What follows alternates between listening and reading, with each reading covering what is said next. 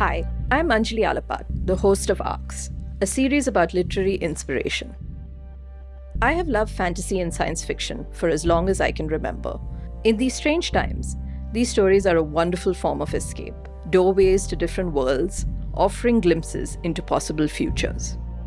In Season 2, I'm going to be talking to 8 South Asian fantasy, sci-fi, and speculative fiction writers to find out what really made them want to tell stories. We're going to talk about books, movies, TV shows, video games, and other media that shaped and influenced them as writers.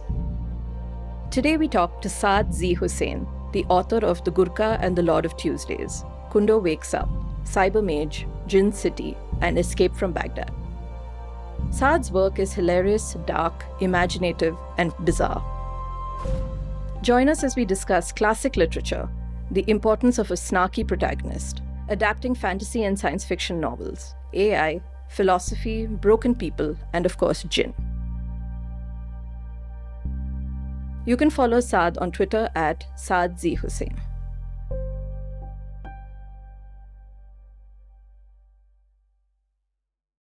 Hi, Saad. Thank you so much for joining us today on Arcx. Hi, how are you? Good. And, happy to see you, though our listeners obviously can't. We're going to be talking about all kinds of nerdy things today, and we're very excited. To kind of start things off, could you tell us a bit about your journey as a writer? How did you get started? Did you always want to be a writer? When we were really young, like in kind of 4th, 5th grade, we used to kind of write stories for fun and we used to make movies. And what I realized was that we really didn't have kind of the video game and the electronic kind of culture that we have now. So you have to kind of entertain yourself. And it was like either sports or, creative stuff like making up your own games and making up your own kind of movies and stuff. So it kind of started as collaborative projects. And it's kind of hard for one day to just wake up and be like, okay, I'm going to be a writer. I don't know if that really happens like that. For me, it really just came out of various other projects, like to make characters for movies or plays or whatever we were doing, and the backstories for games we invented. And as time went on, that was enjoyable for me. And then, I started writing just for fun. And I still write only for fun, pretty much. I can tell by the books. Was there a book or a movie or a TV show or something that really influenced your storytelling? I started with science fiction and fantasy because that was kind of gateway reading material for a lot of kids. You don't want to deal with heavy stuff, but you like the good and evil, clear-cut kind of quest to fix the world that appeals to children. I mean, it appeals to adults as well, but I feel as you get older, the protagonists and antagonists get grayer and grayer. But what happened is that actually my mom reads a lot and my grandparents used to read a lot. So we had a big library. We had like hundreds of books, and various family members would move away or move around that leave all their books with us. So we were kind of like the depository of old books. So by the end, when I was kind of 14, 15, 16, we had like 1,000 or so, so I'd read everything. And one of my favorites was Jane Austen. At that time, there wasn't like anybody curating, I was just free to pick up whatever I wanted to read. So I feel I got a well-rounded early on, like a kind of fiction reading. And I'm not talking about like classics or stuff that you learn in school. So I read Far Pavilions and there's all these murder mysteries by MMK. Then Austen, I really enjoyed because after a while I realized that it wasn't really romance novels. They were just really funny. And I liked the kind of literature. I don't get to discuss a lot of classic literature on this podcast other than sci-fi or fantasy classics. So this is very thrilling for me. You've activated the inner literature nerd. Can you kind of elaborate on what appealed to you about Austen? Well, okay, so the first one I read was actually Persuasion. And Persuasion remains my favorite Austen book and one of my favorite books like of all time. Simply because the humor is so cutting and nobody gets spared. Like the tone is just really amusing and sarcastic and dry. And the romance is there, of course, and the plot is there, but it's almost secondary to Austen just making fun of people. And that kind of suited my personality at that time. I was just like a sarcastic child. And that really appealed to me. And then I read all of her stuff. And every 4 or 5 years, I go back and reread my favorite ones, which is Persuasion and Pride and Prejudice.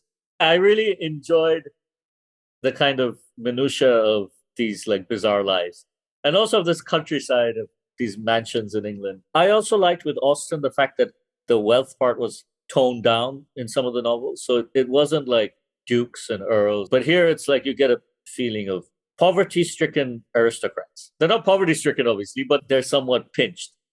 They think they are. That's the thing. There's always one character who feels like they're so ill-used, you know? Yeah, exactly. I enjoyed that, made them kind of more real than the stories where everybody's kind of extremely rich and nobody's motivated by money at all. It seemed more realistic. But I think Austen is a genius. She can make characters in a really far removed place, the English aristocratic countryside, which is about as far removed from us as you can get. But those characters still resonate to everybody.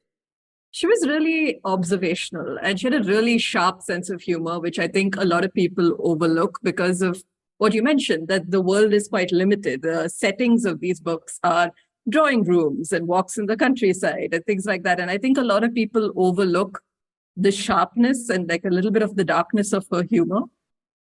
Yeah, exactly. And I think she's underrated because of that. Because I remember in school, actually, like some teacher comparing Jane Eyre to Pride and Prejudice. And they were like, okay, Jane Eyre is much better because, you know, it's serious. It's got all this tempo and it's got all this atmosphere. And, you know, Austen is a brilliant writer, but it's a contained setting and it's very small and it's a comedy of manners. And I always felt that you're missing the point. Jane Eyre takes itself way too seriously. It's a melodrama. Whereas Austen is so restrained and all her observations are so on point, but they're made in this tone of sarcasm. It's not preachy. You can ignore all of the commentary and still enjoy the story. It works on that multiple level. Millions of people love Pride and Prejudice. It must be the most remade movie in the world. So you got levels here, which a lot of books don't have. No, absolutely. And I think you've hit upon why I like Pride and Prejudice more than Jane Eyre. But there's no humor in Jane Eyre, right? Have you ever laughed at anything in Jane Eyre? There's nothing there. No, and I think also when I read that was the first time I realized what Mad Woman in the Attic was. And I was like, what? Yeah, that part doesn't translate so well to modern day, I guess, morals. I mean, I don't know how many people would surpass Austen in terms of just skill of writing sentences that are brilliant and amusing and at the same time move the story forward. So I don't think she gets that much credit for that. Absolutely. And I think also something which is quite key to her humor is the relationships in the book. There is a lot of nuance to it, which is so fascinating to me. I read a lot of those books initially when I was a teenager. But now when I look back, I can see the kind of sort of double play with these things. Like, for example, Mrs. Bennet, who is like, at first observation, just to me, straight out the villain of the piece. And then I go back and I read it and I'm like, oh, okay, Mr. Bennet wasn't great either. Oh, okay. Yeah, exactly. He spent his entire life being a dick to her and making fun of her. He's just resigned himself to making a mockery of his wife. And the funny thing is, Mrs. Bennet, she wins in the end, right? She wanted her daughters to marry well. They went and married well. So Austen always does that. She gives you a victory to like the weirdest people, right? The ones she's making fun of throughout.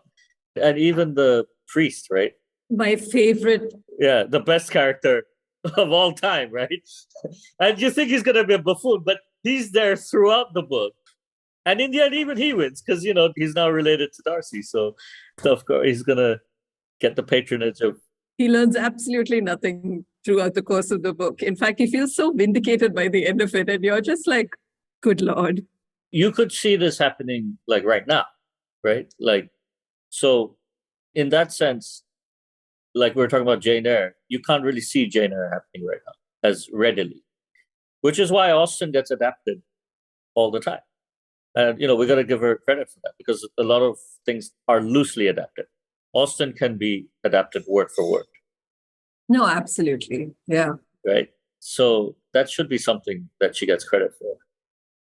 But I wanted to also ask you if there was anything from Austen's writing, her themes, her ideas that you've kind of drawn on in your writing.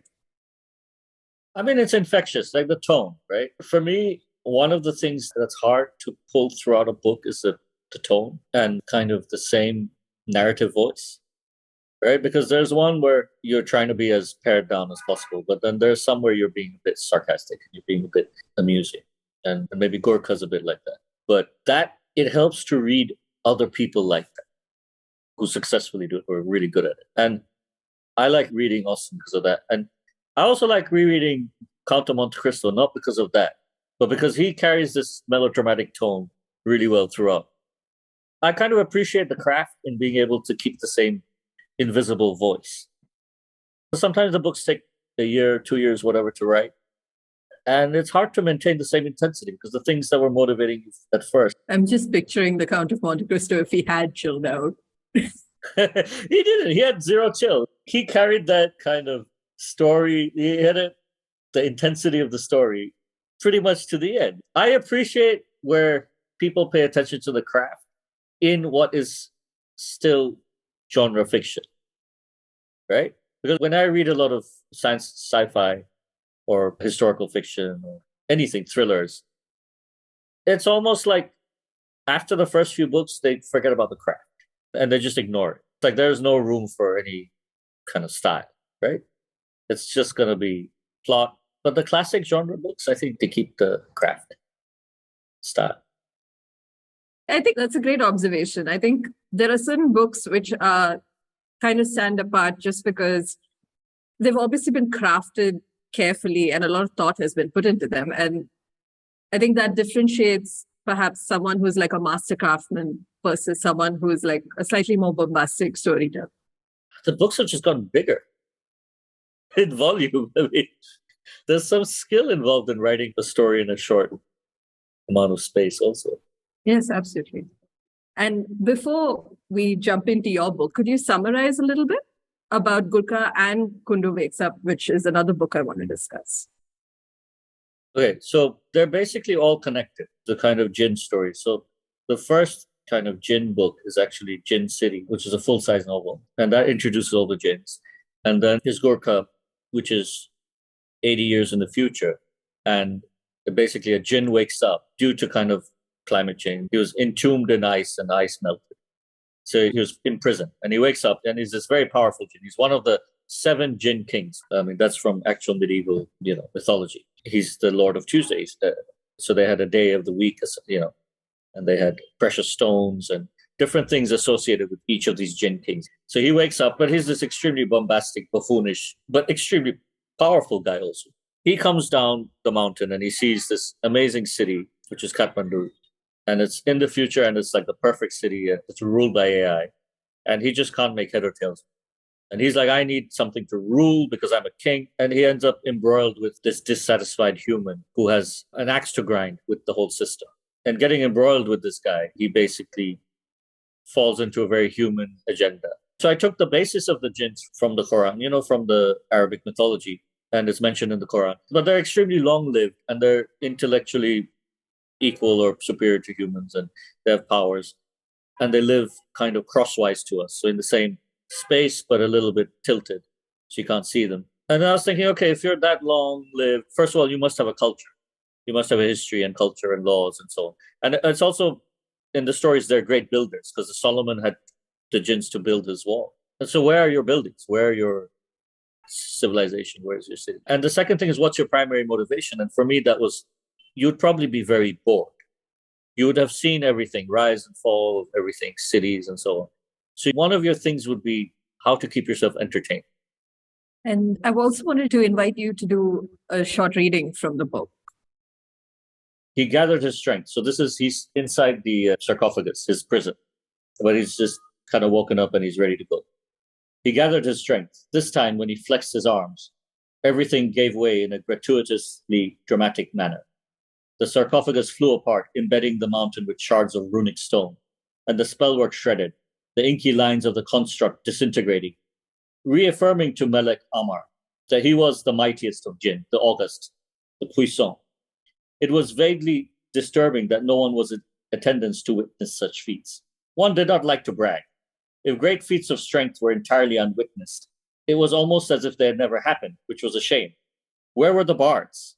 Melek Amar stood up on shaky legs and found that he had to support himself with the distortion field. His damn legs had atrophied. He looked down at his calves and found that they had inexplicably shrunk to half their mighty girth. His biceps, his dear, beloved biceps, good Lord, they were barely bigger than his forearms. At maximum flex, he couldn't even see the veins properly. At least his gut had shrunk. How long?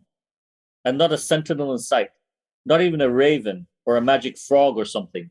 Had they actually forgotten about him? Thank you. That was great. I have to say, this was a wild ride, this book. I genuinely had very little idea where it was going. There were a lot of wild cards in the mix, and it's a really fabulous mix of, I think, fantasy, sci-fi hijinks, and then there's a mystery thrown in there, which was great. I don't plot my books. I don't plot anything. I am completely I start with a character and I just roll with it.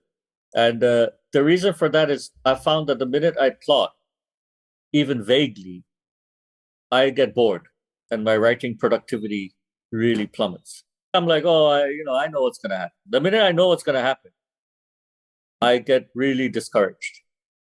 That's really fascinating to me because you're the first person I've interviewed on this podcast who said that. And I find that very relatable, frankly. Well, the thing is that because nobody's forcing me to write. So for me, it's entertaining myself. I carve out the writing time from my entertainment time. So it's not work for me. And in this book and the sequel, it's set in a world that has changed very dramatically from what we know today. Everything is run by an AI, which has revamped the way the world works completely in terms of like what is valuable, what is currency, everything. Can you tell us a bit about the world building process? How did you come up with it? Well, I was basically looking at AI and kind of trends. And for me, I felt that human governance is the place where we need AI, right? Trying to pay your income tax and there's all these problems. But if it was fully automated, it wouldn't be that difficult. Same with paying your bills. Living in third world countries, you see places which would really benefit from massive automation and kind of an AI fair algorithm-based approach, which maybe is lost on people who live in more developed countries where they don't face so much of this day to day. But living in Bangladesh or living in India, anywhere in the global south, you have hurdles which might sound ridiculous to some people. Like sometimes paying your bills are like negotiation. It's not a cut and dried thing.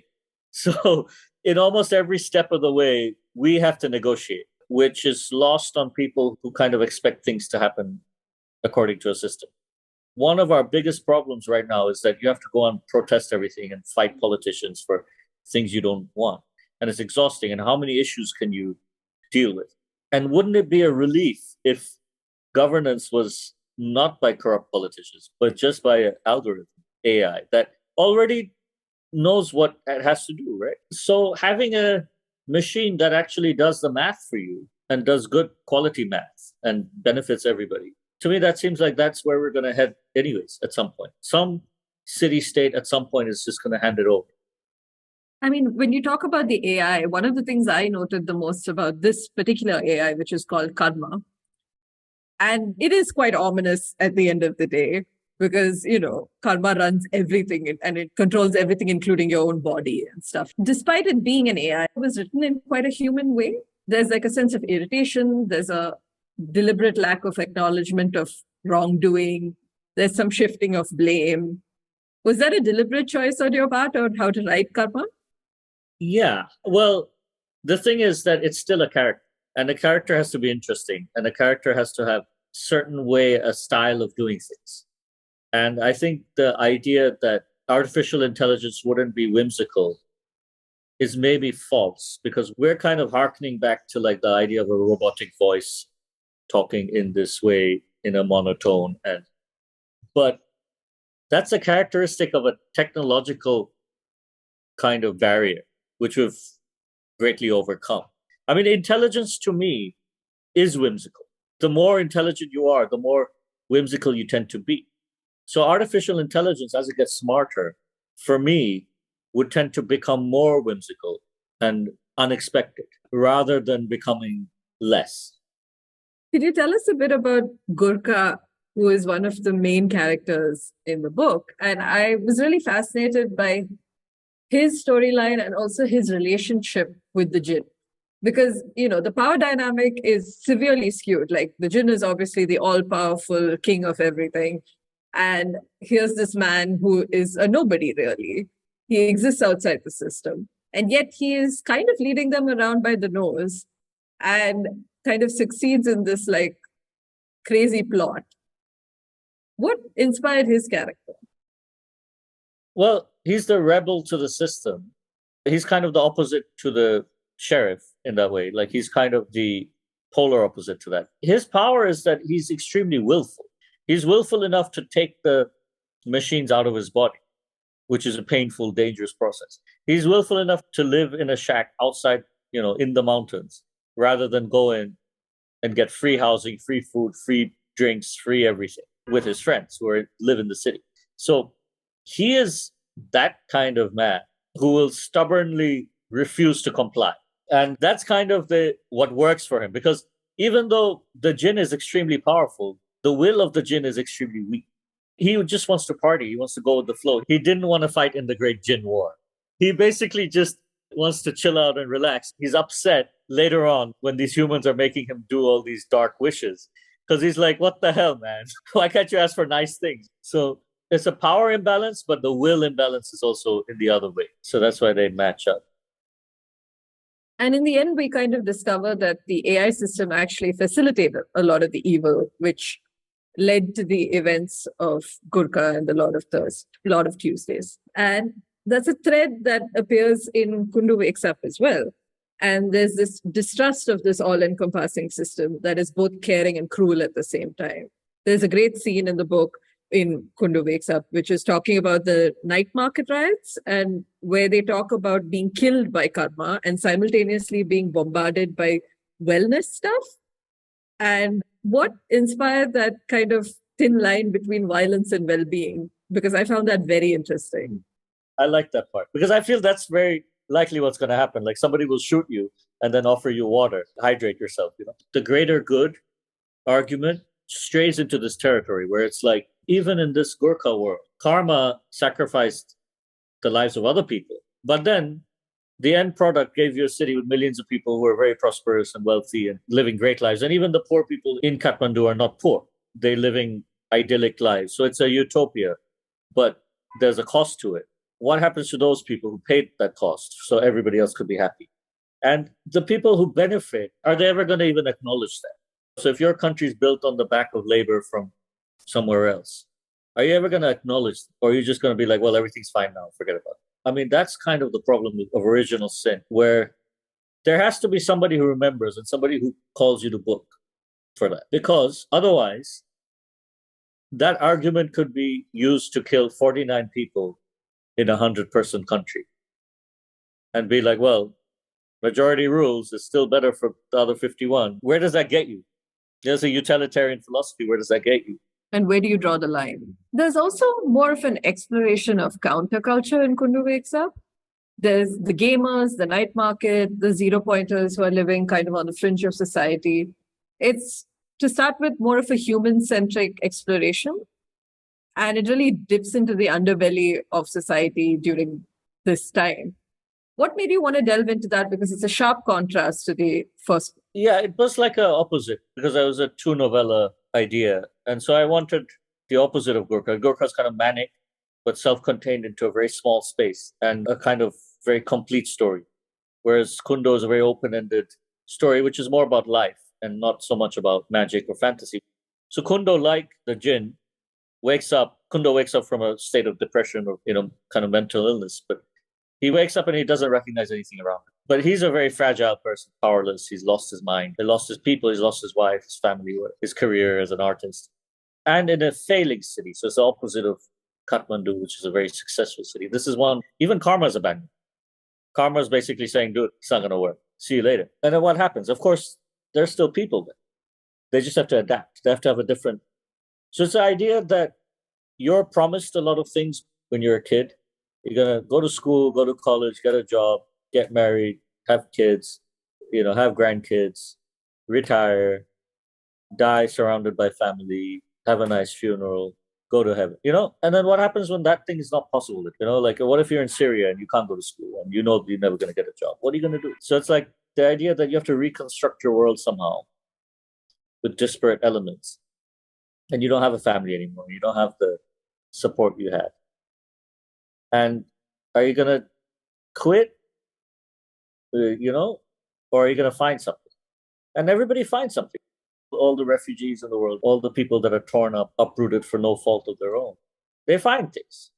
And so that's kind of the idea that part of humanity is not going to go away. That experience is not going to go away. And there's a bigger emphasis, I think, on relationships between humans in this book. And for example, Kundo from the beginning is looking for his wife. He wakes up and is starting to retrace the steps of this relationship that ultimately failed. And he's obsessed with understanding why she left him. And then I think as it goes on with his character development, it also becomes obsessed with figuring out whether she was happy ever, whether the relationship was real, that kind of thing. Why did you focus more on human connection in this time? So this was really a story about the kind of the broken people, kind of the dregs of society that are left behind through no fault of their own, but they're essentially deemed surplus.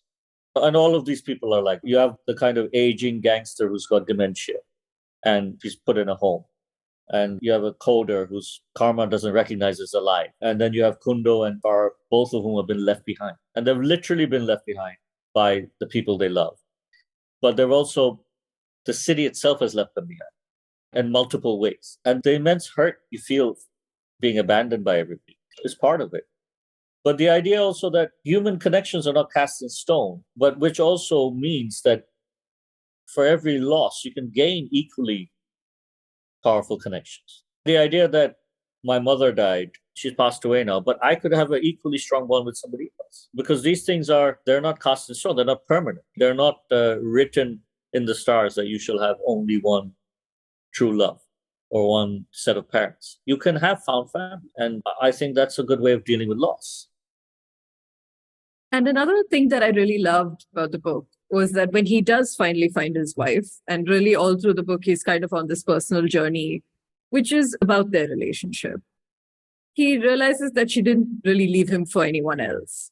It was just that she wanted something different. And he makes a choice not to interact with her or kind of try to bring her back into this relationship, which clearly wasn't serving either of them.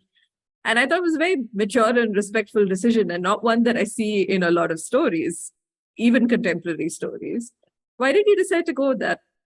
Yeah, because, as I told you, I don't plot stuff. So I had imagined that they would meet and talk it out, whatever. But then when I got there, I was like, actually, this is about loss or accepting loss in a sense. But this is also that Kundo at that point would realize that why would I ruin this person who looks happy for the first time? And I think he realized that as he goes through his memories obsessively, he's realized by the point when he actually sees her and she's a blacksmith, and he's like, this is so radically different from any kind of future that I had expected from her, that I shouldn't ruin it. And we don't get anything out of it. I won't get anything out of it, and neither will she. And we'll just drag each other back into a bittersweet moment. So it's about letting go also, which is very hard to do, because how do you imagine somebody's better off without you? How does your ego allow you to say that without being self-serving and full of self-pity? And here he's really just taking a step back and saying, look, I'm happy you're safe. You're happy. Let's just go. Yeah, which is a hard thing to do. I mean, that's probably the only moment of strength that he has throughout, because he's quite weak throughout, I wouldn't say that, because I actually had the opposite reaction to him, which is I thought that he was pretty strong because he kind of pulls himself out of this black hole, which I guess a lot of people who suffer from depression or anxiety know is pretty all-encompassing sometimes. And then he makes an effort to go out and make human connection and delve into something which ultimately could be very unpleasant for him. I mean, you could look at it either way, either that he hasn't let go and he should have, but also he's kind of being more radically honest than he ever has been. So I appreciated that aspect of the story. I mean, according to a sci-fi metric, he's extremely unheroic, right? He doesn't do the action. He doesn't get the girl. He doesn't kill anybody. He doesn't fight. He doesn't win anything. But yeah, he did bring these people together. So his quest eventually gave them the family that they need, and they gave them the kind of community that they need. So that's the win. No, and despite, as you said, they live in the city where karma abandons them, and the sea levels are rising. They had to give up the roads. Now they all get everywhere by boat, and they all live in high rises. And they don't know how long this is going to last. But it's a very optimistic ending at the end of the day. Why did you choose to end it on that note? I like to think that in a similar situation, most of us would take it in that way. That we'd sit on the rooftops shouting at each other from rooftop to rooftop and making the best of it in a fiddle while Rome burns kind of way. Do you deal with the apocalypse with kind of a black humor and a coping, just we'll laugh along the way kind of attitude? And I find that to be an optimistic trait of humans.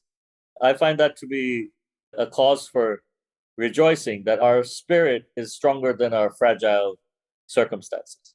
Our bodies are wrecked easily. Our fortunes are wrecked easily. 2-degree change in the weather will kill 1 billion of us probably. Yet, we'll still produce art. We'll still produce songs. We'll still make jokes. We'll still carry on. So that's a nice way to look at things. I mean, I feel. Okay, one last question. Do you think you'll return to this world, to this universe that you've created in these 2 books?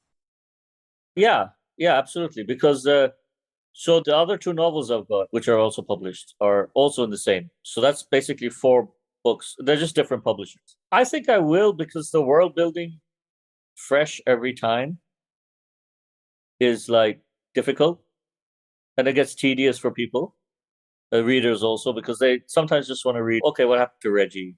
I don't give you good endings, always. Sometimes it's open, and people complain that, well, what the hell? What is this, right? So I'm like, don't worry. I will end this in a different book, in a different way. I like these characters. Nothing's going to happen to them. So, yeah, definitely. I think I will. And also, sci-fi lets you write about a lot of different things, which other genres don't let you. Right? You can talk about politics, culture, romance, and love, loss. And so I want to cover all of that different ways. And before I let you go, I also wanted to ask if you have any new projects on the horizon, or are there any recent projects that you want to shout out so that our listeners have something to look forward to? Well, right before Kundo, the Cyber Mage came out, which is actually really about karma and how karma got made. And it's also about my old school in Dhaka. It's set in the school. And it's about a hacker kid who basically gets involved in creating karma, and the Djinn Reggie. But right now I'm working on, it's almost a detective story type of thing, where it's about a magician who's half Rohingya. So he's from the camps. And the Rohingya, if you don't know, is the refugees from Myanmar who are being pushed out by the Myanmar government. They're the Arcx people. And there's millions of them, but they're suffering badly and they're brutalized by the Myanmar government. And there's a lot of them in my country, and there's waves of them. It's been happening for years now. And so these people are citizenshipless, and they can't go back. And if they accept life as it is and kind of mix into Bengali society, which they could do, and many have done, then they give up the dream of ever returning back to their homeland. Because just the idea that the status of refugee given to you and you live in the camp, that means one day you might be able to go back if they broker some kind of peace. So that hope is what the premise of starting this was, that I was reading about it and I was like, oh, there's all these people. Why are they still in the camp? Why don't they just run away? They're thinking they can one day go back. If they run away, they lose that right. And so this promised homeland, that's everything to you. And you're willing to suffer for generations just to keep that piece of paper. The idea of this about a guy who starts in that circumstance. And then he kind of progresses. So that's what I'm working on now. Well, I can't wait to read it. It sounds amazing. Thank you so much for being here with us today, Saad. It was amazing talking to you. It was lovely talking to you. It was a good conversation. Thank you.